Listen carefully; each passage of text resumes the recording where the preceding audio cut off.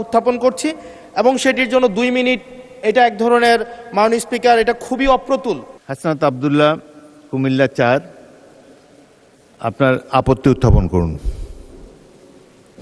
2 minute সময়। মাননীয় speaker, মানে এই সংসদে আজকে যেই পাটাতনের উপরে দাঁড়িয়ে আছি, এই সংসদটি প্রতিষ্ঠিত হয়েছে, এই সংসদের সংসদ নেতা, বিরোধী দলীয় নেতা, এই সংসদের ট্রেজারি বেঞ্চে যারা উপস্থিত আছেন, প্রত্যেকে এই সংসদে আসার পথে যেই ক্রান্তিকালীন পর্যায় অতিক্রম করে এখানে এসছে, এই পুরো জার্নির পিছনে যে আইনটি জড়িত সেটি নিয়ে হচ্ছে আমরা আজকে আপত্তি উত্থাপন করছি এবং সেটির জন্য 2 মিনিট এটা এক ধরনের মাননীয় স্পিকার এটা খুবই অপ্রতুল। আমরা এই সংসদে বিভিন্ন বিষয়ে প্রশংসা, এই সংসদে বিভিন্ন বিষয়ে অনেক সময় অপচয় হয়, কিন্তু জাতির সাথে সবচেয়ে গুরুত্বপূর্ণ বিষয়ের আমাকে যে 2 মিনিট সময় দেওয়া হয়েছে এটি অপ্রতুল। আমি মাননীয় স্পিকারের কাছে আবেদন জানাবো এই বিষয়ে টাইম কনস্ট্রেন্ট না করে আমরা আমাদের বক্তব্যটা যেন উপস্থাপন করতে পারি, সেজন্য আপনার অনুমতি প্রার্থনা করছি। মাননীয় সদস্য, সাধারণত আপত্তি উত্থাপন আগে সংসদগুলোতে 2 মিনিটে দেওয়া হতো, তবে আপনি যেহেতু বলেছেন আপনি আরও 2 মিনিট বলেন, 4 মিনিটের মধ্যে বক্তব্য শেষ করবেন। মাননীয় স্পিকার, এই যে আইনটি আজকে যেটি পাশ করানোর কথা বলা হচ্ছে, এটির মধ্য দিয়ে 2009 সালের জাতীয় মানবাধিকার কমিশনের যেই আইনটি সেটিকে রিস্টোর করা হবে।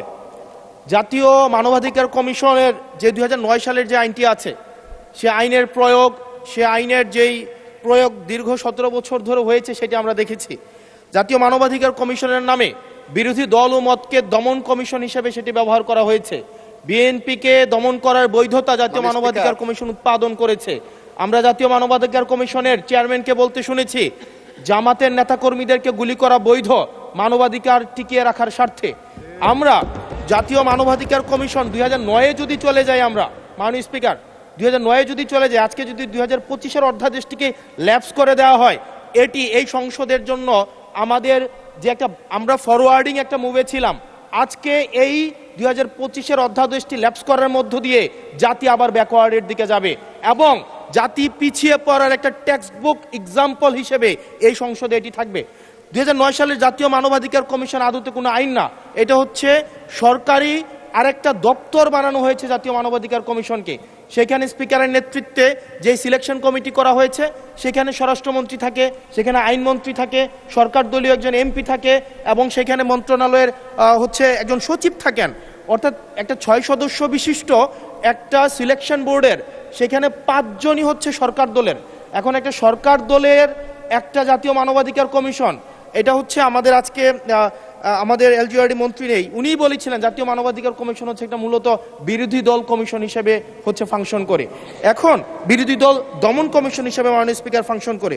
মাননীয় স্পিকার, জাতীয় মানবাধিকার কমিশন যখন এটা বিরোধী দল মত দমন কমিশন হিসেবে ফাংশন করে, আদত এই কমিশনটা কিন্তু আমরা যদি দেখি মানবাধিকার যেখানে যেখানে ক্ষুণ্ণ হয়েছে এগুলা কিন্তু সরকারি সংশ্লিষ্ট সংস্থা করেছে।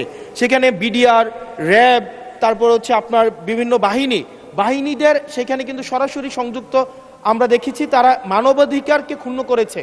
কিন্তু 2009 সালের জাতীয় মানবাধিকার কমিশন আমরা দেখেছি যদি বাহিনীর বিরুদ্ধে আপনি কোনো তদন্ত পরিচালনা করতে চান, তাহলে সেই বাহিনীর অনুরোধ সেই বাহিনীর পূর্বানুমতি আপনার লাগবে, সরকারের পূর্বানুমতি লাগবে। মাননীয় স্পিকার, সরকারের পূর্বানুমতি নিয়ে সরকার যে মানবাধিকার ক্ষুণ্ণ করবে সেই মানবাধিকারের তদন্ত কতটা স্বচ্ছ হবে সেটা এই সংসদের প্রত্যেকটা সদস্যই সেই বিষয়টি জানে। আজকে সরকার দলের একজন মাননীয় সংসদ সদস্যের আজকে এই বিলের যে ল্যাপস করে দেওয়া হবে